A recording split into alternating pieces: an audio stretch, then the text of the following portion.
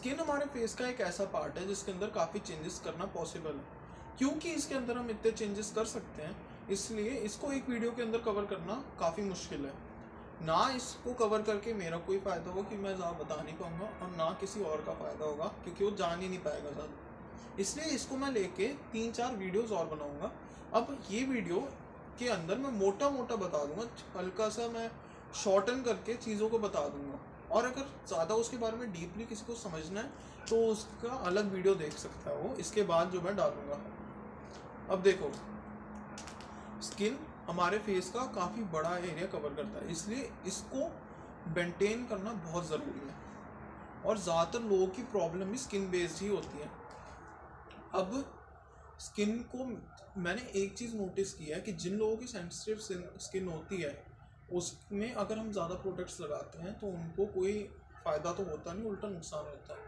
अब इस वीडियो के अंदर मैं मोस्टली उन लोगों के बारे में बात कर रहा हूँ जिनके डीप सेट एक्ने हैं नहीं, मतलब स्किन के अंदर वो डीपली गड़े हुए नहीं है और बाहर की तरफ निकले नहीं है और साथ में वो रेड नहीं है या फिर कोई पस नहीं है। अगर तुम्हारे ऐसे एक्ने हैं तो तुम्हें डर्मेटोलॉजिस्ट के पास जाना चाहिए, क्योंकि बहुत हाई चांसेस अगर तुम्हारे ऐसे एक्ने हैं तो तुम्हारे फेस के अंदर इन्फेक्शन हो चुका है। तो तुम डर्मेटोलॉजिस्ट के पास जाओ, और अगर टाइम रहते करा लिया तो तुम्हारे स्कार भी नहीं पड़ेंगे। अब हम सबसे पहले बात कर लेते हैं एक्ने की। मैं अपना बताता हूँ। मेरे को पिछले साल के लास्ट के 4 महीनों के अंदर बहुत बड़ा ब्रेकआउट हुआ, और इतना बड़ा ब्रेकआउट हुआ कि इससे पहले मेरे को सिर्फ एक बार ब्रेकआउट हुआ था, और वो भी 3-4 दिनों के लिए हुआ था, और इतना बड़ा तो मेरे को कभी हुआ ही नहीं आज तक।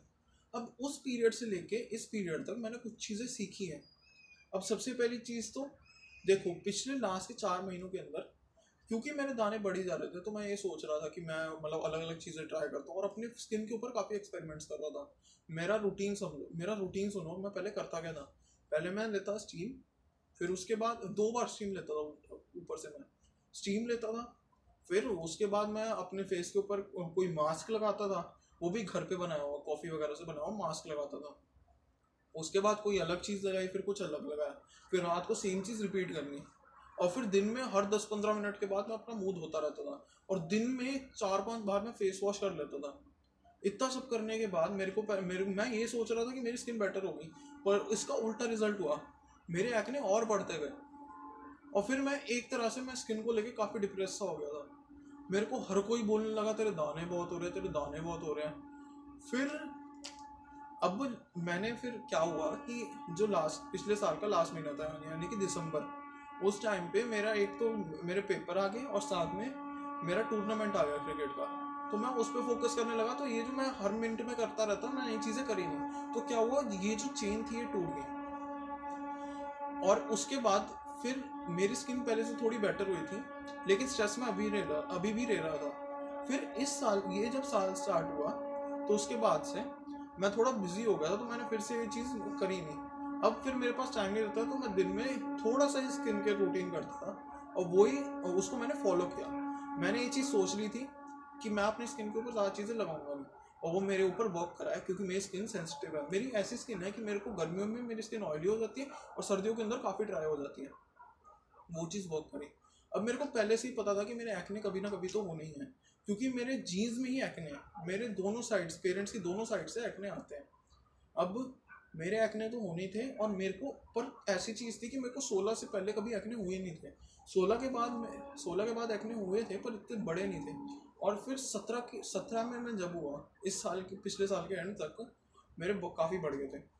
अब मैंने सबसे पहली चीज़ तो क्या की, मैंने ये चीज़ें करना छोड़ दिया कि मैं हर चीज़ों पे एक्सपेरिमेंट कर रहा हूँ। मैंने बस थोड़ी सी चीज़ें की, और वो मैंने थोड़ी सी चीज़ें की, और वो उसको मैं कंसिस्टेंटली करता गया। अब वो मेरे को अच्छे रिजल्ट दिए हैं उस चीज़ में। पहले मैं अपनी स्किन पे लगाता था, मैं इतनी इतनी बार अपना मुंह धो लेता था, इतनी चीज़ें अपने मुंह पे लगा लेता था कि मेरी जो स्किन की ऊपर वाली लेयर थी वो झड़ गई थी। मेरी स्किन पूरी तरह से ड्राई पड़ गई थी, और उसमें एक्ने थे साथ में। स्किन ड्राई पड़ गई थी, एक्ने थे, और मेरी बेजान सी स्किन थी। मैं आगे कभी अपनी फ़ोटो दिखाऊंगा तो उसमें आज के कंपेरेटिवली मेरी स्किन देखना, बहुत फ़र्क है। अब सबसे पहली चीज़ तो मैंने ये की, और आज के टाइम पे मैं क्या कर रहा हूँ, मैं थोड़ी बहुत चीज़ें लगाता हूँ, ज़्यादा नहीं, पर उनको कंसिस्टेंटली करता हूँ, जो कि मेरे स्किन पे वर्क करा है। अच्छा सुनो, एक फैक्टर तो ये आ गया कि अपनी स्किन के ऊपर अगर तुम्हारी स्किन सेंसिटिव है तो ट्राई करके देखो कि ज़्यादा प्रोडक्ट्स लगाओ मत, और एक्सपेरिमेंट मत करो। अगर तुम्हें लग रहा है कि तुम्हारे एक्ने बढ़ रहे हैं तो तुम डर्माटोलॉजिस्ट के पास चल जाओ, पर ज़्यादा एक्सपेरिमेंट्स मत करो। अच्छा, दूसरी चीज़ सबसे, अब ये सबसे बड़ा फैक्टर है एक्ने के अंदर, स्ट्रेस। देखो मेरे को लास्ट के 4 महीनों में, पिछले साल के यानी कि सितंबर से लेकर दिसंबर तक मेरे एक्ने बढ़े और मैं उस पर स्ट्रेस ले रहा था। मैं अपने आप को शीशे में घूरता रहता था, एक्ने को देखता रहता था, घूरता रहता था, कहीं भी शीशे से निकल रहा हूँ अपने एक्ने को नोटिस कर रहा था। इससे फ़ायदा तो कुछ नहीं हो, उल्टा मेरे एक्ने और बढ़ गए स्ट्रेस की वजह से। और अब मैं दिसंबर में जब दिसंबर में मेरा टूर्नामेंट है और टूर्नामेंट हो गया मेरा, तो जनवरी में मैंने ये ठान ली कि मैं अपने आप को स्किन देखूंगा नहीं। अब जनवरी की स्टार्टिंग तक मेरे एक्ने थे, लेकिन मैंने अपने आप को शीशे में देखा नहीं। मैं शीशे में तभी देखा जब मैं नहा रहा होता था, और वैसे मैं देखा ही नहीं अपने आप को शीशे के अंदर। उससे हुआ क्या कि मैं जब नोटिस ही नहीं करने लगा तो एक्ने को, उस टाइम पे थे एक्ने मेरे, पर मैं उनको नोटिस कर नहीं रहा था, तो मैं उसको रिलेटेड स्ट्रेस लिया ही नहीं। उससे मेरी स्किन काफ़ी बेटर हुई है, और ये सबसे बड़ा रीज़न है कि मेरी स्किन पहले से काफ़ी बेटर हुई है। एक रीज़न और है डाइट का, उसके बारे में आगे बात करेंगे, पर ये बहुत बड़ा रीज़न है कि मेरी स्किन पहले से काफ़ी बेटर हुई है। अब मैं मान रहा हूँ कि अगर कोई आपको बोल रहा है, हज़ार लोग, मतलब काफ़ी लोगों ने तुम्हें बोल दिया कि तुम्हारे एक्ने है, तो तुम नोटिस करोगे, ऑब्वियसली नोटिस करोगे, पर तुम पूरी दुनिया को तो बदल नहीं सकते। इम्प्रूव तो अपने आप को ही करना है ना तुम्हें, और अपने आप को ही बदलना है। और ऊपर से तुम वीक लगोगे अगर तुम ऐसा करते हो। किसको डायरेक्टली मत बोलो कि तुम मेरे को एक्ने में मत बोलो, एक्ने में मत बोलो। तुम बस एक चीज़ कर सकते हो कि उसको ध्यान में लो। अच्छा, स्ट्रेस को रिलीज़ करने का सबसे बेस्ट तरीका मैं तुम्हें बताता हूँ। देखो, ज़्यादातर लोगों के घर के आसपास कोई ना कोई जानवर तो होगा, ठीक है। अब कोई भी, चाहे डॉगी है, कैट है, या फिर कोई बर्ड है, बस एक काम करो, उसको खाना डालना शुरू कर दो। सिंपल सी चीज़ है। अब मैं जानता हूँ तुम इतने बेवकूफ़ तो हो नहीं कि तुम किसी ऐसे जानवर के पास जा रहे हो जो कि जिसका पिछला पास रिकॉर्ड है कि उसने बंदों को काटा हुआ है, इंजर्ड किया हुआ है। इतने बेवकूफ़ तो हो नहीं। गायों को चाहे खाना खिला दो, किसी को भी, कोई भी जानवर है उसको तुम खाना खिला दो। अब उससे 2 फ़ायदे होंगे। पहली चीज़, तुम्हें खुद को खुशी मिलेगी, साथ में अगर तुम उस जानवर को खाना खिलाओगे वो तुम्हारे साथ फ्रेंडली होगा, तो तुम उसके साथ खेल सकते हो। जैसे कि मैं खुद एक एनिमल डॉग के साथ खेलता हूँ मैं खुद। तो तुम एक काम कर सकते हो, तुम किसी जानवर को खाना खिलाओ, वो तुम्हारे साथ वैसे ही फ्रेंडली हो जाए, तुम उसका खेलोगे, तुम्हारी स्ट्रेस ऑटोमेटिकली रिलीज हो जाएगी। दूसरी चीज़, तुम्हारे खाना खिलाने से एक तो तुम्हें पुण्य मिलेगा, और साथ में वो जो जानवर है उसकी खुद की भूख मिटेगी। अगर हम ये इनिशिएटिव खुद ले लेते हैं तो जानवरों की भी सिचुएशन बेटर होगी और हमारे खुद की सिचुएशन भी बेटर होगी। अच्छा, दूसरी चीज़, जो लोग अपने पूरे दिन कमरे में बैठे रहते हैं, अब मैं ऐसा नहीं था, मैं बाहर निकलता, दोस्तों के साथ घूमता था, लेकिन कई लोग ऐसे होते हैं जो कि कमरे के अंदर बैठे रहते हैं और उनको आदतें लगी होती हैं। मैं उसके बारे में नहीं बोल रहा, उनको आदतें लगी होती हैं। भाई तुम्हें ये आदतें छोड़नी पड़ेंगी और साथ में कमरे से बाहर निकलना पड़ेगा। अगर तुम किसी से बात नहीं करोगे तो तुम्हारी स्ट्रेस वैसी बढ़ती रहेगी। तो तुम्हें सबसे पहले बाहर निकलना पड़ेगा और लोगों से बात करनी पड़ेगी। जब तुम लोगों से बात करो तो तुम्हारी खुद ही स्ट्रेस कम होती है, दोस्त होंगे तो स्ट्रेस भी कम होगी। अच्छा, इसके बाद एक और चीज़ आती है कि स्ट्रेस को रिलीज करने का एक और तरीका है, वो है एक्सरसाइज और स्पोर्ट्स। तुम स्पोर्ट्स खेल सकते हो, जैसे कि फुटबॉल, क्रिकेट, कोई भी स्पोर्ट तुम्हें पसंद है वो तुम खेलो। अगर तुम्हारे अंदर एक तो कंपटीशन की फीलिंग आएगी, और साथ में तुम्हारा ऑक्सीटोसिन जो रिलीज होता है वो भी होना कम हो जाएगा। और साथ में जो डोपामिन रिलीज होगा, वो बहुत अच्छा डोपामिन होता है, वो तुम्हें अचीवमेंट करने के बाद मिलता है। वो डोपामिन रिलीज होगा। साथ में तुम एक्सरसाइज करोगे, एक्सरसाइज करने से तुम्हारी बॉडी तो बनेगी, तुम्हारा फेस भी इंप्रूव होगा, साथ में एक्ने भी कम होगा। अच्छा, एक चीज़ मैंने और नोटिस की है। देखो, जो हमारा पसीना होता है या फिर कोई भी एक्सक्रीटरी प्रोडक्ट होता है, वो साथ में इम्प्योरिटीज कैरी करता है, सबको पता है। अब एक्ने जो होता है वो भी काफ़ी केसेस के अंदर इम्प्योरिटीज की वजह से निकलता है, जैसे ब्लड के अंदर इम्प्योरिटी है वगैरह वगैरह। अब तुम जैसे कि कोशिश करो कि तुम जितना पसीना बहा सकते हो उतना बहाओ, जितना पानी पी के जितने यूरिन जा सकते हो उतना करो। ये सब तुम करोगे, इससे भी एक्ने रिलीज होगा। मैं कोशिश करता हूँ कि मैं अपने दिन के अंदर जितना पसीना निकाल सकता हूँ मैं उतना निकालूँ, मैं कोशिश करता हूँ। साथ में क्योंकि मैं क्रिकेट भी खेलता हूँ, मैं पेस बॉलर हूँ, तो मेरा वैसे भी काफ़ी स्वेटिंग होती है मेरे को, पर साथ में मैं जिम भी जाता हूँ, मैं बहुत सारी चीज़ें करता हूँ। बस खाली मत बैठो, कुछ ना कुछ करते रहो, उससे भी तुम्हारा ये एक्ने कम होगा। और साथ में कईयों को हार्मोनल इशू होता है, उसके लिए तुम मेडिटेशन कर सकते हो या फिर कोई हार्मोन की दवाई ले सकते हो डॉक्टर से, उसके बारे में मैं ज़्यादा नहीं बोल रहा।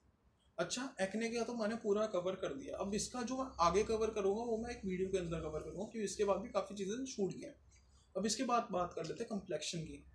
देखो, एक तुम एक्ने पे तो काम कर सकते हो, पर वो जेनेटिकली भी डिपेंडेंट होता है। मैन टीनेजर के लिए एक्ने से डील करना मुश्किल होता है, पर उसके कंपेरेटिवली कम्प्लेक्शन से डील करना काफ़ी ईजी है। अब जब मेरी स्किन लास्ट के 4 महीने के अंदर बेजान हुई थी, पिछले साल के लास्ट के 4 महीने के अंदर बेजान हुई थी, तो उसके बाद से मेरे दोस्त ने भी मेरे को एक चीज़ बोली और काफ़ी लोगों ने भी ये बोली कि तू फेस पे इतनी सारी चीज़ें लगाने से बेहतर है तू खाने पे ध्यान दे, अपने पेट पे ध्यान दे। देखो, मैं सच बता रहा हूँ, खुद के एक्सपीरियंस से बोल रहा हूँ। अगर तुम अपने गट हेल्थ पे ध्यान दोगे तो तुम्हारे एक्ने भी कम होंगे, ये मैं बता रहा हूँ। काफ़ी रिड्यूस हो जाएंगे, बस गट हेल्थ पे ध्यान दो। अब मैं खाना कभी भी ज़्यादा मैं तला पका और मीठा खाता नहीं था, लेकिन ये भी मेरे को लगता है कि मैं ये चीज़ गलत कर रहा था, क्योंकि मेरे पेट को, हो सकता है मैं गलत भी हूँ, पर मेरे को लगता है कि मेरे पेट को ऐसी आदत पड़ गई थी कि वो हल्का सा भी कोई मीठा खाता था, उसका एक्ने एक्ने निकलने शुरू हो जाते थे मेरे मुंह पे। तो मेरे को ये चीज़ लगती है कि मतलब थोड़ी बहुत मैंने अब पेट को अपनी आदत डालनी थी, उस वजह से हो सकता है कि मैं हल्का सा भी मीठा खाता था, उससे मेरे एक्ने निकल जाते थे। अब मैं इस चीज़ के बारे में तो मैं नहीं बोल रहा। अब सुनो, मेन चीज़ क्या है कि मेरे को मेरे दोस्त ने बोला कि अपने पेट पे ध्यान दे। तो मैंने क्या करना शुरू किया। सबसे पहले तो मैं पानी अच्छा खासा पीने लग गया। अच्छा, दूसरी चीज़, मेरे दोस्त ने, शायद वो गलत भी बोल रहा था, कह रहा है तेरा हाइड्रोक्लोरिक एसिड हो सकता है ज़्यादा स्ट्रॉन्ग हो, इस वजह से प्रॉब्लम हो। मेरे को लग रहा है वो गलत बोल रहा है, लेकिन फिर भी मैं पानी पीना इसलिए शुरू कर दिया, लेकिन उसका मेरे को फ़ायदा ही हुआ। उसके बाद मैंने क्या किया, मैंने अनार वगैरह खाने शुरू किए, मैंने गाजर खानी शुरू की। अब तुम देख सकते हो उससे मेरे फेस पे पहले से काफ़ी बेटर ग्लो है, काफ़ी अच्छा ग्लो है पहले से।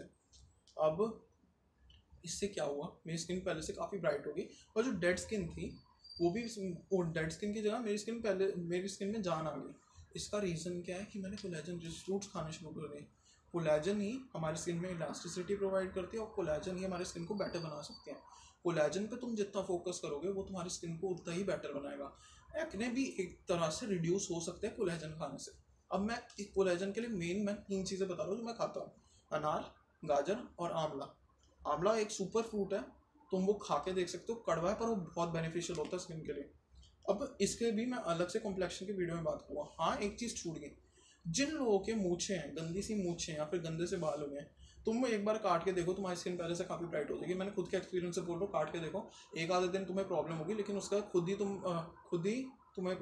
तुम ऐसे रहने लगोगे, और फिर जब तुम्हारे फेस पे हल्का सा भी बाल आएगा तुम खुद ही काट लोगे।